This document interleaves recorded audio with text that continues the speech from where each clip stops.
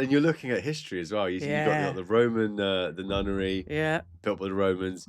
You've got then the German, yeah. fortifications, and then you realise you're like, where are we right I now? know, it's Mad. everything. You know, when people come here to visit us for the first time, I am absolutely, I mean, I can't tell you the amount of times I've been to the Odeon, the German hospital. Obviously the next one is Telegraph Tower. I will go with them. I don't just send them because I want to go with them and experience it again because Yeah. they're just so amazing. I mean, the work that's been done on those sites is incredible, and it's just it's just great for everyone, great for us that live here, and great for tourists. Yeah, absolutely. I mean, all credit to Visit Alderney and all the Absolutely, different societies that have got absolutely. involved. I do feel a bit bad for Carl Flewitt though, and his Telegraph. I mean, all the rumor is that he's annoyed he didn't get a plaque. Oh, I know that was his party house oh for dear. many years, but I'm glad it's gone back to its historical use. Yeah, What was it? It was a signal tower or something. yeah, I think so. I haven't That's been there yet. I haven't got the yeah, history. me neither.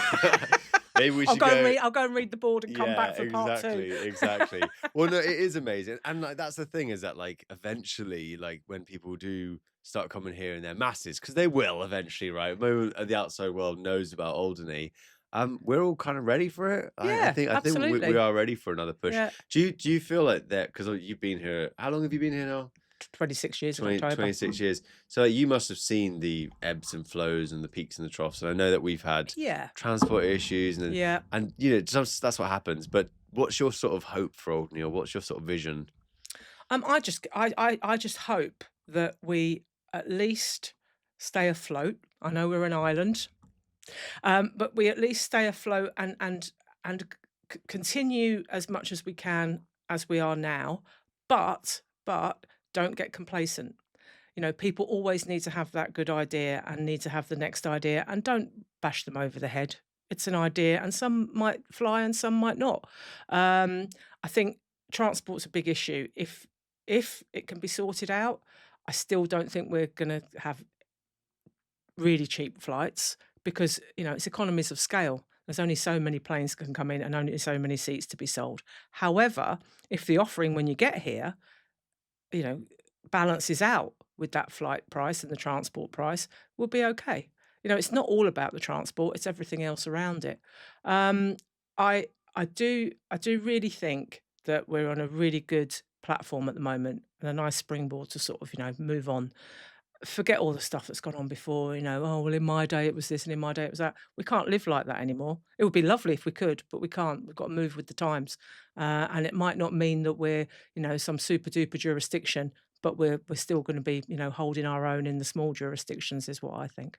Well, I love that. I mean, the other islands as well, Guernsey and Jersey, they've got the same similar problems to us, right? I Of mean, course, everyone's dealing yeah, with globalization and the way the absolutely, world is going. I don't know absolutely, if a lot of people understand the modern world. I mean, like particularly states members who are not don't know how to use their phones, yeah, advising on economic development. You're like, I don't know if you know what you don't know, because what you don't know is that you can communicate to the entire world yeah.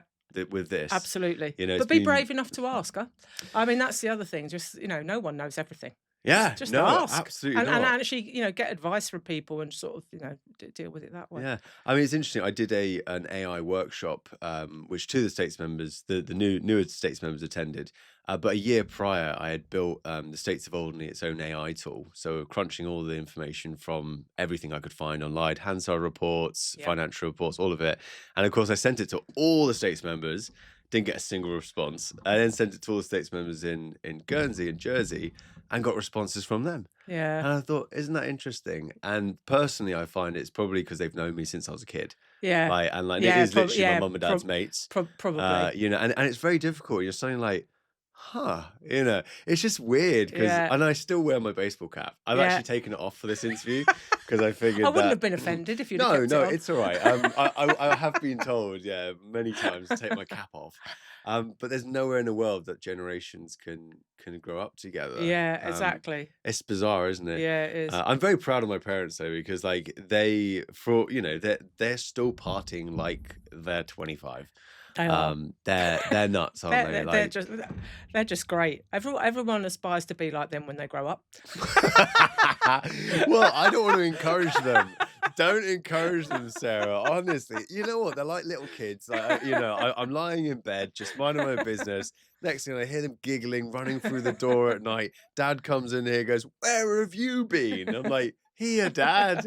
Sits on the end of my bed, starts telling me the night he's had, and it's just beautiful. So big role reversal. It should be you doing Massive that. role reversal, That's but lovely. I feel so lucky. I really Yeah. do. I feel lucky to Yeah. have parents that are just loving life, Yeah. and it is weird because my generation, for some reason, have stopped drinking.